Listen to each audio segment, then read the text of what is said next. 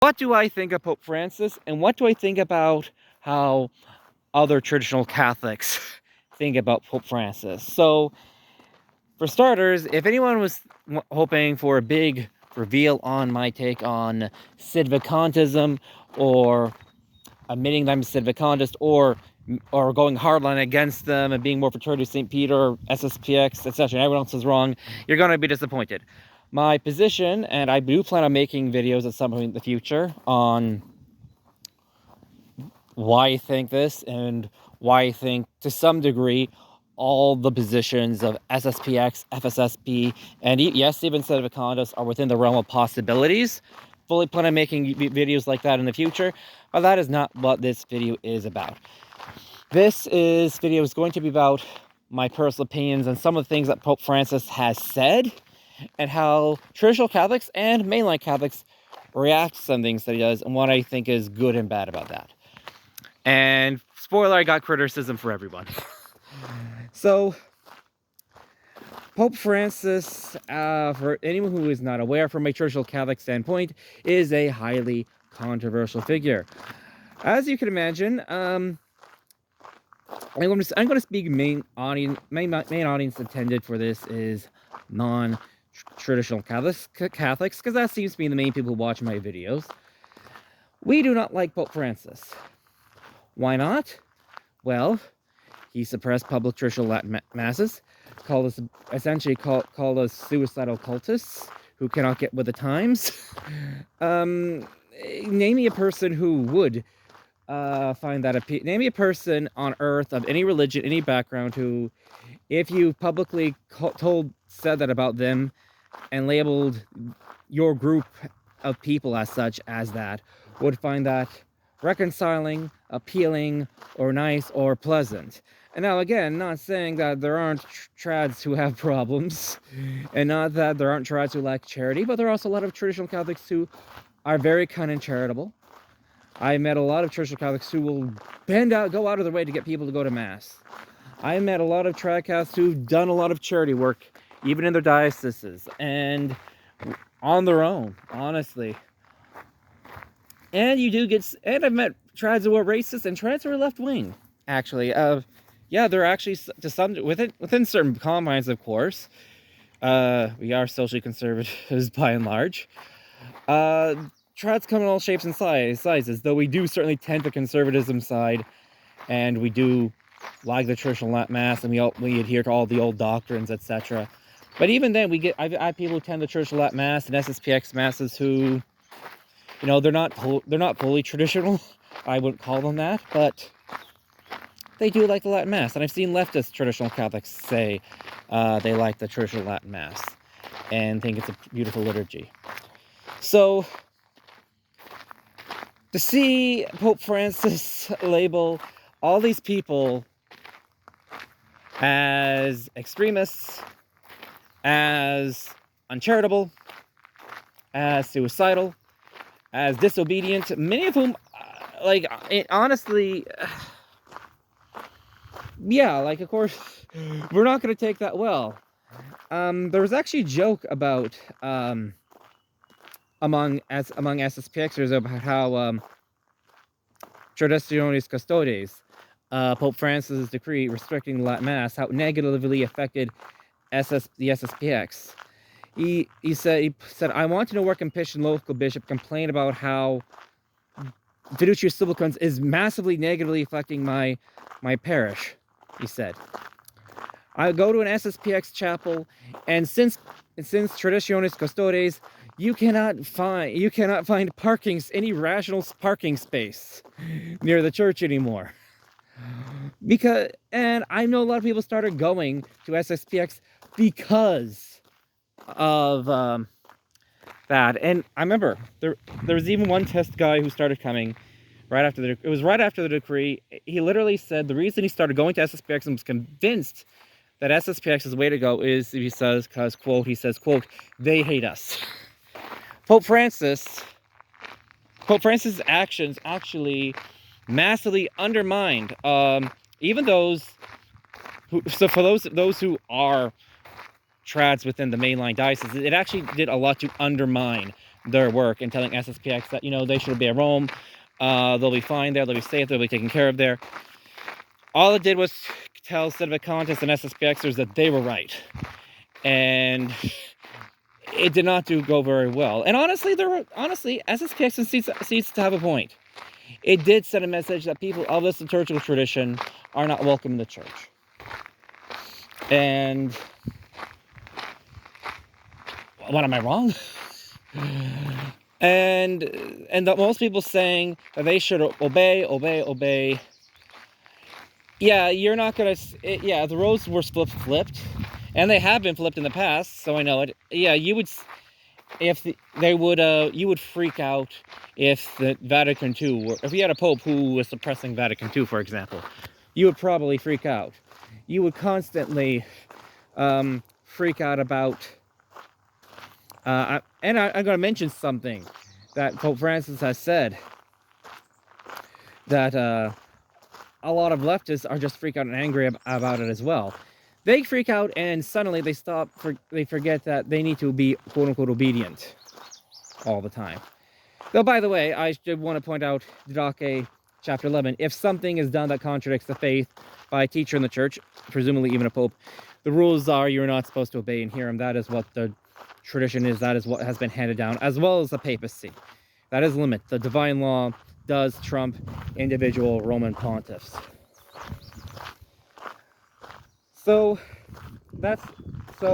then you also get numerous other decrees that Pope Francis has issued, notably Fiducia Supplicans, which honestly, yeah, anyone who says that Pope Francis is not blessing irregular unions and the sinful unions by Fiducia Supplicans is simply wrong. Full on, full stop. I remember I always said, have you even read Fiducia Supplicans? Yes, I have. Well, it doesn't really say that in the decree, to say that the Pope is blessing same-sex couples in that decree. Yes, it does. Paragraph 31. It literally says that that based on his new theology of what blessings mean, you can now bless and praise God for what's good in a homosexual, in a same-sex relationship or other irregular relationships, which would presumably include the divorced and remarried, or even adulterous relationships or polyamorous relationships, at least theoretically speaking. So yes, it is saying that.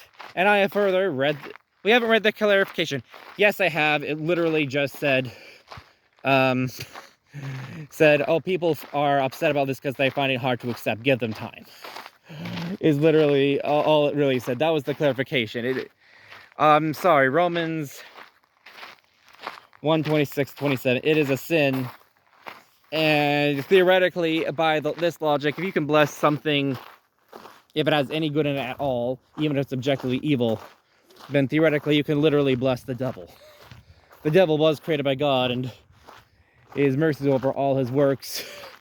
You could bless the theoretically human trafficking ring by the logic presented, since there's good in it, it's objectively sinful, and there's good in it, but there's good in it, so you can bless in God and praise him for the good that's in it. That is literally the rationale of Fiducia Supplicans. Anyone who's far left saying no, it's saying that it's good and wonderful. That is fair. He did not say that these relationships are good and wonderful, but that is the logic. You could literally, because you could support a career or support your family, it's a good thing off of these things. You could bless a lot of things that are objectively bad. It's just a bad theology around blessings. Period. Full stop. No ifs, ands, or buts. It's not like an opinion within it's not like we're not talking about a non-infallible teaching opinion. We're talking about something that has caused grave harm, and we are talking about something that is clearly being misused and abused, even by the most orthodox standards. And many people who are watching this are not orthodox in their Catholic theology, in which case shame on you for putting anyone, even a Roman pontiff, above Jesus Christ, legitimate successor Peter though he may be. It's still a sin, it's still a wrong, and you're opening up the ways to And with this theology of blessings, you're opening up the ways to bless theoretically, literally anything, which might be what you want. Pope Francis, objectively speaking, has done a lot of things to undermine the Catholic faith, and this is not even talking about Amoris Laetitia. And I'm sorry, I just know what to say. He is simply undermining the Catholic faith. Even if he's not explicitly teaching heresy, one might argue he is. I've heard other statements of him where he once said that Jesus made a mistake and had to be make for the forgiveness of the Blessed Mother and Saint Joseph for his little escapade of running off from the temple. Okay, that's heresy, full stop, unless there's context that I'm not seeing there.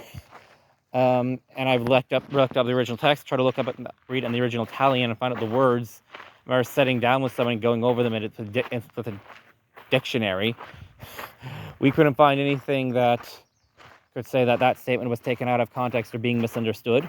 Furthermore, it's an official translation from the Vatican website. Yeah, he said a lot of things that are not great. He said a lot of things that are not great, to put it mildly.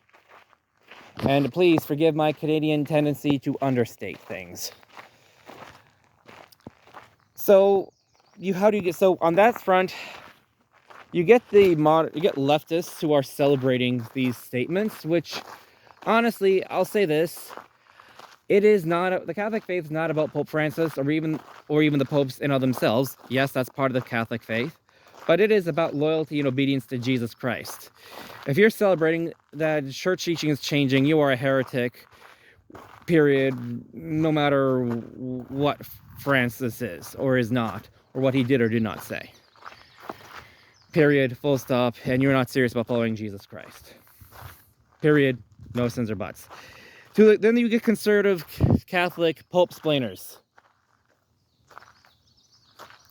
Though I remember the favorite one saying, "Oh, the Pope Francis is only allowing for blessing people to overcome sin." I read the Decree of Fiducia Supplicans. No, they're not saying giving a blessing for someone to remove their sins from their lives. No, it literally calls for a blessing of praise for whatever is good and valid in the relationship. As an example. No, it's wrong. He literally is suppressing a traditional Latin Mass, which is something that a lot of conservative Catholics who are okay with Catholic Orthodoxy, that's the Mass they tend to like. So he's punishing them and seriously undermining efforts within the traditional community in the dioceses of telling Sedevacantists and SSPXers that, hey, it's not that bad in Rome and in the new post Vatican II church.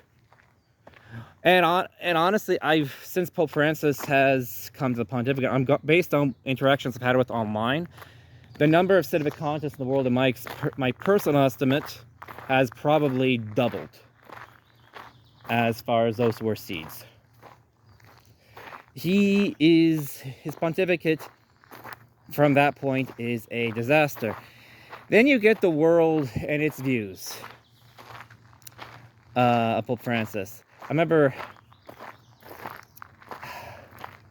people who have no knowledge of Catholic theology are praising Pope Francis and thinking he's wonderful, but he has actually done a lot of harm. And it's not just starting with Pope Francis. Like, even under John Paul II, there are problems with him too. Let's not forget that the abuse crisis in the Catholic Church really largely happened under his watch. I remember watching Dr. Taylor Marshall's videos, and one of his comments he compared John Paul II, and this goes whatever you think of him, saint or not, to a father who took one too many business trips. He was going around the world all the time, and he probably saw it as evangelization, that's fair, but all that took a lot of time, a lot of effort, and could that time and effort by Pope John Paul II have been better spent reforming dioceses, raising standards of orthodoxy, getting modernism, heresy under control, getting abuse of all sorts, not just the horrific abuse at the hands of priests, but also emotional abuse and toxic relationships in parishes. Could that time have been better? His time be better spent dealing and managing that rather than going here, there, and everywhere. It's a fair criticism. Not that I think it was sin or bad for him to travel, but it's a fair point. And whether you agree with it or not, it just does show that there have been a lot of problems that have been going along for quite a while. Now, there are certain areas. This is not just going to be a bit of a sermon about how Francis bad, Trad's wonderful, how dare everyone disagree. No, it's not. There are areas which I think traditional Catholics are needlessly critical of Pope Francis, and I think that doing so, harms Catholic tradition. It also creates. That being said, some of the good things he has said and done have been misused to try to silence trads who have legitimate concerns over the actions and statements of Pope Francis. So just to name a few things that I think that Pope Francis has done that have been good. He notably calls the Roman Catholic parish in Gaza every day at this time, which, people have said, he should be doing this, and he should be doing that to other persecuted Christians. Yeah, maybe he should, but he is actually doing it with the ones in Gaza. Gaza are going through a rough time right now. He has... during the pandemic, I know a lot of trash going to be mad at me for saying this, but it's the truth.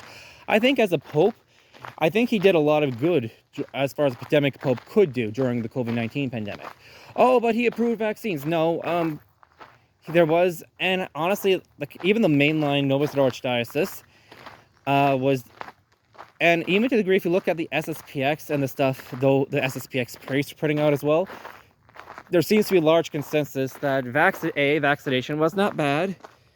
B, yes, there might be some concerns with some vaccines in some areas. Do your research. Pick a pro-life friendly vaccine as possible. And in that any possible, if you can find one, minimize the risk. Pick the least evil thing. That even things created through something that's bad can still be used under certain circumstances. Father Sherry, SSPX, in his letter, District Superior of Canada, for example, pointed out that, hey, Winston Churchill did a lot of horrible things to the people in India during World War II, and he lied to the people about winning the war when they clearly were not.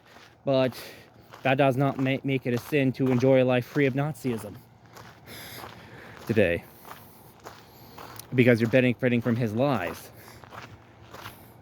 But again, that's another point for another decree. The fact of the matter is, aside from that, which by the way, aside from that advice which Pope Francis gave, which by the way was in line with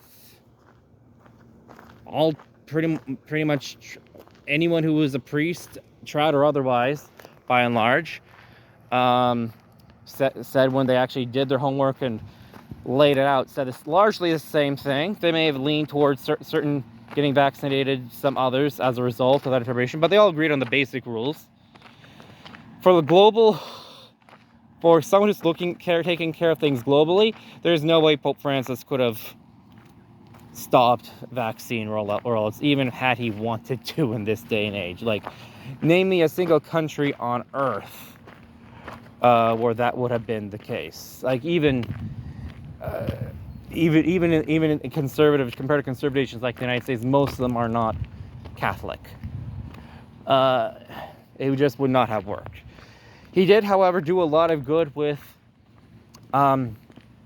allowing for indulgences and dispensation, certain indulgences that could normally only be done in a church, particularly during All Souls Day, so they could still be done at home, so people could at least get them if they pray the prayers at home. Which I remember watching that, and that was something that very touched me quite well. And he did try to pray for the end of the pandemic with the relics of with the crucifix of Saint Francis Xavier, who use the same crucifix to pray for an end to the pandemic in Rome. And people complain, oh, the crucifix got water damage or got rained upon. Yeah, he's trying to do something good. I will dump on Francis and I will harp on him because I think he honestly deserves it by and large. He does deserve it and he should be criticized, but I will also give him the credit that's his due. And I think he was generally trying to do something good at that time with as much as he had. And there are a lot of trads who go and bash certain things that he has said. There are a lot of things that he has said a lot of good, notably in his recent interview. He famously was asked, will little girls today ever be able to be a deacon in the church? His response, no. Simply no. And I haven't gone into detail with him, and honestly, I'm not obsessed with Pope Francis. Like most of in fact, I even actively try to not go after Pope Francis or any member of the clergy or hierarchy or any individual personally, unless it's absolutely necessary. Because I believe as a traditional Catholic, it is the faith that matters, not what you think of what X and X individual did.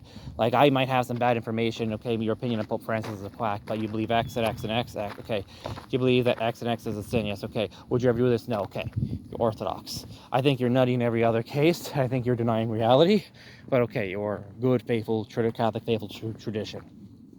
And I have no desire to be in schism or out of communion with any such a person whatsoever.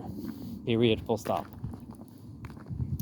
That said, I also want to point out that a lot of people try to take the Francis' good statements and use it to belittle traditional Catholics and our valid concerns. So just as Catholics faithful to tradition, just as our criticisms of Pope Francis do not annul the good that Pope Francis has indeed done, and he has done some good. He absolutely has. Period. Full stop. I mentioned just a few things. So too does the good that Francis do not undo or annul the bad he has done. So Pope Francis' statement that can women be deacons? No. How dare he be in line with what the early church taught? How dare he adhere traditional Catholic understandings of ordination? And by the way, to anyone who thinks women can't be deacons because of Phoebe the deaconess, it says she is referred to as one who serves. And there is a notion of a deaconess as an order. We know about it in the early church. She was a minor order for women, exclusively for women, and their exclusive role was to baptize laity. It was to baptize women at a time when there was great segregation of genders among women in the ancient Roman and Greco-Roman society. And in the First Council of Nicaea, they are listed as to be numbered among the laity. They are lay assistants of the Catholic clergy. That is historical context. That is the primitive Christian context that we have, and the idea that. And I know a lot of people who say, "Oh, every time a woman is mentioned in the Bible, anything but other than the least negative light is therefore grounds for ordination for women." That's not what ordination means. It's definitely not in Catholicism. That's not how ordination works. Esther being a heroine does not equate women priests or figures like Junia in the Bible who are serving with the apostles or assisting them or helping them, or trusted leaders and members of the church communities, does not mean that they are priests or members of clergy. My favorite one among Protestants is that the early church had no established hierarchy whatsoever. Yeah, so much of First, Second Timothy. And which, however you want to date that text, is pretty darn well primitive for the early church. It's pretty well. By primitive, I mean that like early on. So Francis is, when he says no women deacons, he's just adhering what the church has always held. So, and that is good that he did that. It does not, however, annul fiducia supplicans, which I've heard. We're at the point where people are saying, "Oh, he's not heretic. Oh, he's not saying anything wrong in that regard. Look at the clarification or his restatements." I'm not going to read the clarification of the statement. at this point. Okay, he's kind of said it officially. It would have been reviewed. It is not like an off-the-cuff statement that Pope Francis has made with Fiducia Supplicans. He knew it was for a popular decree. There's a controversy. He, in the decree, and he issued a clarification. Pretty much dug his heels in. Sorry, Reddit. I'm sorry if you think otherwise, but you're sorry you're denying reality. That's the blunt statement. That's the blunt statement of the truth. That is the blunt truth of the matter. Yeah. Pope Francis has made a lot of questionable and iffy statements, and to those who think that's not a big deal, that we should just focus on the good stuff that he does, sorry, the Catholic faith comes first. I don't matter how much you give away to the poor, it doesn't matter how much you do good you do elsewhere. If you don't hold the Catholic faith, you're not upholding it, defending it, you're not doing anything. And if you think he's not a heretic, he's just enabling things and not properly defending his office, well, guess what? From a traditional Catholic understanding, that is how that was the era of Pope Honorius, for which we had, aka the only post-osmously condemned pontiff the Catholic Church has ever had. That's their heaven for, except for him. And Francis, so according to even those who defend Francis, always just enabling it, essentially, and just being massively misunderstood. He seems to be misunderstood quite a bit. He is as bad as Pope Honorius. That is a defense of his being a valid pontiff, possibly, but not that what he's doing is great. It is not, period, full stop, no ifs, ands, or buts. Sorry. So, what's my take on Pope Francis overall? How I think we as traditional Catholics should view him as a whole. And how should traditional Catholics, non-traditional Catholics, understand how traditional Catholics view Pope Francis as a whole. Now, as I've already said, let me just get out of here. It's Friday night when I'm filming this. Now, as I said before, when it comes to judging an individual, Pope Francis is a complex person, just like everyone else. And he says and does good and bad things. The good and bad things, full stop, do not annul each other. And both Pope Francis' critics and his defenders have absolutely tried to do just that. Pope Francis can do no good whatsoever. I've seen his comments saying how he called on social media just the other day. Someone mentioned how he calls Pope Francis calls the church in Gaza every day, Catholic Church in Gaza every day, and just endlessly blasting him. Like, no, what he's doing is a good thing in that regard. Whatever criticisms I may have of him, that does not annul that. But I'm also hearing a lot of things on the other side as well, where nothing Francis, where the good that Francis does just seems to annul in their minds the bad stuff that he does. See, Pope Francis is not unorthodox. He didn't stand up for agree with women deacons. Well, I'm glad he did, but he also had this Fiducia Supplicans. Oh, well, have you even read the decree? Yes, I have, in full. And then they endlessly try to pope-splain away basic reality. And that is the simple truth of the matter. So, how do I think we as Trust should, to answer the question, those of us who are Catholics faithful tradition, we as my fellow traditional Catholics, not everything Pope Francis does is terrible. It's not. He does do some good, and I think that we can and should give credit where it's due, so we don't undermine our own credibility, if for no other reason other than that.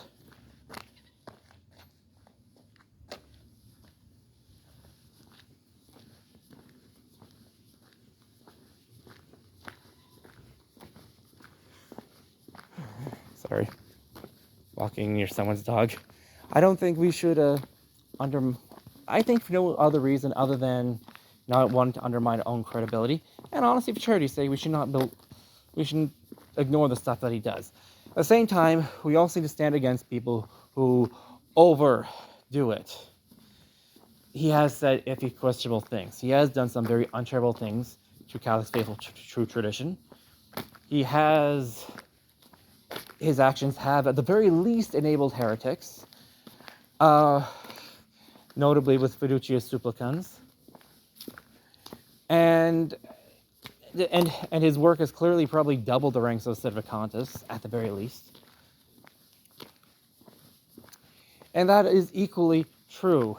And honestly, considering that the first job of a Roman pontiff is to uphold the Catholic faith and be a defender of it, he is the rock upon which that is his job. He's supposed to be defender of the faith. You are Peter, upon this rock I'll build my church. The gates of hell will not prevail against it. That's in quite direct reference to the Apostle Peter after he made a statement of faith. It is in reference to upholding the Catholic faith that statement was made. That is, even when he's not acting infallibly or invoking infallibility, that is his job. Even if you want to recognize him as if you do recognize him as a legitimate Roman pontiff, I know Sedevacantists are going to say he's not. I'm not here to debate that, but that is Pope Francis's job. Period. Full stop. And if he's not doing that, great that he's doing the charity work, but that's the main thing he needs to be doing. That is his job, and he is not doing it. That's a problem.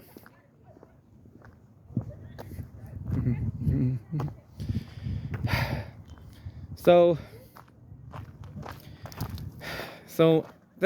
honestly, we as Treads, I think that we need to hold our ground. Call up Pope Francis when he says wrong. Not to the point where we're bashing, criticizing, nitpicking every little decision he does, especially when it has nothing to do with theology, and in many cases is just to do with personal taste. I remember how people were so upset it was when Pope Francis decided he would want to live in the, forgive me for getting their name, the hotel where the cardinals stay during the conclave rather than the apostolic palace. And how some of his leftist voters were saying how humble and great it was his doing so. I think my attitude was, and I think this is what everyone's attitude would be, yeah, that's his taste in hotels, and a boy wants to stay great. It may not be my place, may not be thrilled with it even, or might like it a bit, but it's not the most important thing. And that's, or same thing with Pope Francis. Where did he go to confession? Oh, he went to confession publicly. Oh, he's setting an example for people. Oh, he's being proud for showing off his going to confession. I think he just went to confession. For his sake, I hope he made a thorough and good one. And life moves on. I should probably get to make my own confession. That is how I think it should be done. Now, and as far as how you think to non-traditional Catholics watching, how should you understand the students are supposed to be gone. I'll walk away from the noise, pardon me. How should anyone who is non-traditional Catholic watching this, how should you view our views of Pope Francis, post-Vatican II popes? First of all, aside from wishing that I wish you thought like we do, I would say put in mind that, yeah, Pope Francis has done some good. But even in the realms of orthodoxy, like his statement about women's deacons and charity work.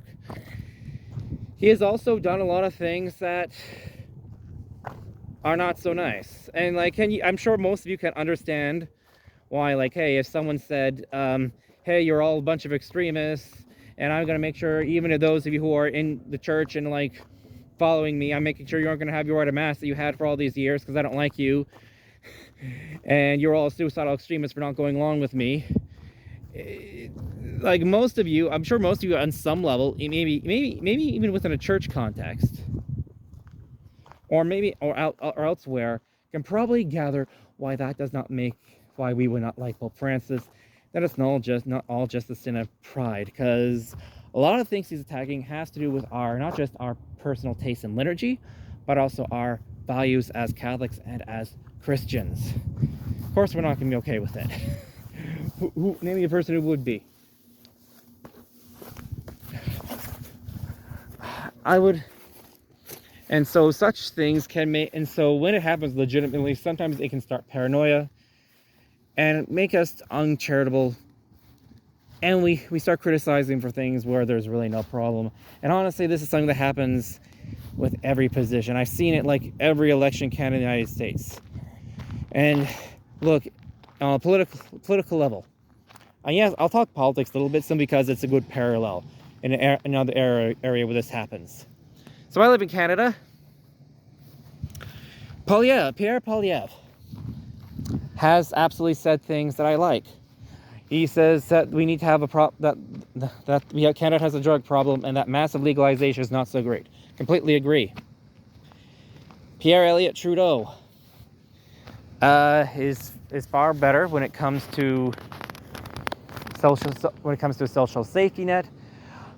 He has stood up for law and order in certain instances where Poilievre has not. And a lot of things that people blame Trudeau for, honestly, are legitimately not Trudeau's fault. Like the global economy crashed. Not saying Trudeau hasn't made a lot of decisions. I do not like him, but he has done a lot of good things, especially when it comes to upholding a social safety net that even my own family benefits quite a bit from. I hold both views simultaneously because I'm not dealing with someone who is I'm not dealing with like an angel incarnate or devil incarnate. I'm dealing with two human beings with all the human frailties and goods and virtues that you can see, and that's the situation. Same thing with the United States, Donald Trump and Joe Biden. Yeah, I know I'm getting a lot of people mad at me for saying this, but yeah, Trump did do good in his time in office. He also did things that weren't the best decisions. Same thing with Biden. Same thing with him. Biden has also done a lot of bad things in office. I will provide an example. So I remember the first time around with Donald Trump, I was certainly cheering him on. I was cheering him on back then because, look, ISIS was going on. And as ISIS terrorist attacks were being made in the United States and in Canada, Obama and his administration was saying, "Oh, it's just a gun violence problem." I'm absolutely a Canadian in that I favor restricting access to guns, but that was not what was the main problem there, and needed a bit of a reality check. He also did a lot of good things with immigration. Yeah, you need to keep the border secure. The way it was handled, certainly if you were one of those families who were legitimately just in the United States for another life and being separated from their children, that's a fair criticism. Same thing with Biden. Like, now I don't want to talk too much about politics in this video, but I'm giving an example. Yeah, why Ukrainians would not want to be invaded by another country is quite understandable. And yeah, they were literally asked for help. The United States was literally asked for help, and Biden gave it.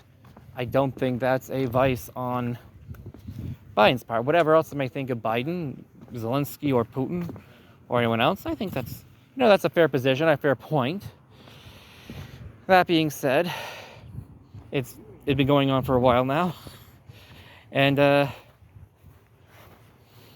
Biden as a pro-lifer is not strong, to uphold it mildly. Again, massive Canadian understatement.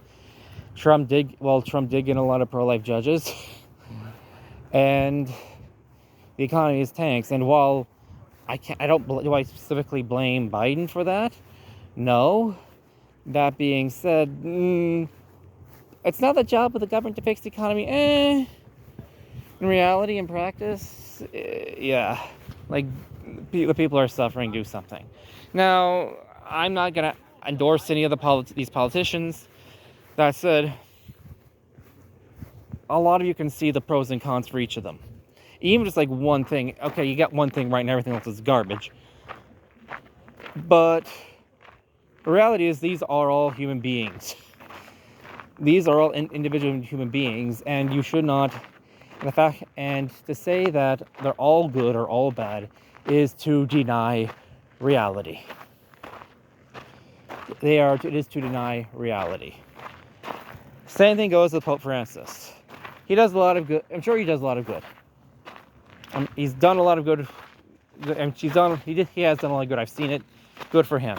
Doesn't annul the bad that he has done, especially because in the case of Pope Francis, his main duty is to uphold the Catholic faith, and he has failed to do that massively. Point where he's had to be called up by other bishops. That's unprecedented, and he's certainly written people off, and he is not a good pope. He is not a good pope, and that's the simple reality of his job. That is the reality of his job, and the people who are cheering him on are cheering on because they do not like or appreciate or believe in or even remotely respect historic Catholic beliefs and doctrines. And excuse me just a moment. Hey, good evening. Your dog friendly? Yes. Hi, little one. Hi, puppy.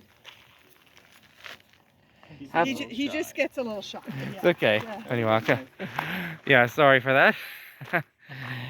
But yeah. But when it comes to Pope Francis, if you do not like or appreciate the Catholic faith, you don't have a problem with me. You don't have a problem with traditional Catholics. You have a problem with our entire religion outright. And in which case, since you're usually the one calling on discrimination, you're not just demanding that I respect other religions. You're demanding that I change my religion and alter its beliefs and fundamental beliefs to keep you happy. That is not okay. To anyone in the world who has a problem with me as a traditional Catholic, believing what I believe, that is not okay. That is wrong. You don't get to do that. No. Sorry. Full stop. No apology. That is literally my religion. Literally what it has always believed. And yeah, I've studied the faith for quite a while. You don't get to go to me and demand I change my entire religion and rejoice as it's quote-unquote altered to suit your values and your beliefs when you're not, especially often than not when you don't either don't think it was real to begin with, in which case why are you a part of it, or B, not a member of it all, in which case yeah, just move on. Why do you care? Anyway, God bless. Have a great day. If you get a chance to check on SSPX Church, please do so. These are my brief thoughts on Pope Francis. You can feel free to comment down below. But yeah, as a Catholic faithful tradition, I don't believe in bulldozing him for everything he says. I don't believe in bashing him. That being said, he has contradicted the Catholic faith. It must come first. If you have a problem with the Catholic faith and what's always taught, and you are Catholic, you're a heretic, and you're being dishonest with yourself and with others, if you're not a Catholic at all, it's literally not your religion. It will be like me demanding that Muslims renounce Muhammad as a prophet, or the stories I've heard in some places in the Middle East where Jewish people were forced to keep in the Ark for the Torah was forced to keep a copy of the Quran as well. Anyway, God bless. Have a great day. 3 Hail Marys for everyone watching, regardless of what your opinions are. God bless you. I love you. God loves you. Ave Maria, gratia plena Dominus tecum, benedictum vobis et benedictus fructus ventris tui, Iesus, sancti Maria, pro nobis peccatoribus, nunc et nostra, amen. Ave Maria, gratia plena Dominus tecum, benedictum vobis et benedictus fructus ventris tui, Iesus, sancti Maria, pro nobis peccatoribus, nunc et nostra, amen. Ave Maria, gratia plena Dominus tecum, benedictum vobis et benedictus fructus ventris tui, Iesus, sancti Maria, pro nobis peccatoribus, nunc et nostra, amen. In Patris, Filii, Spiritus Sancti, amen.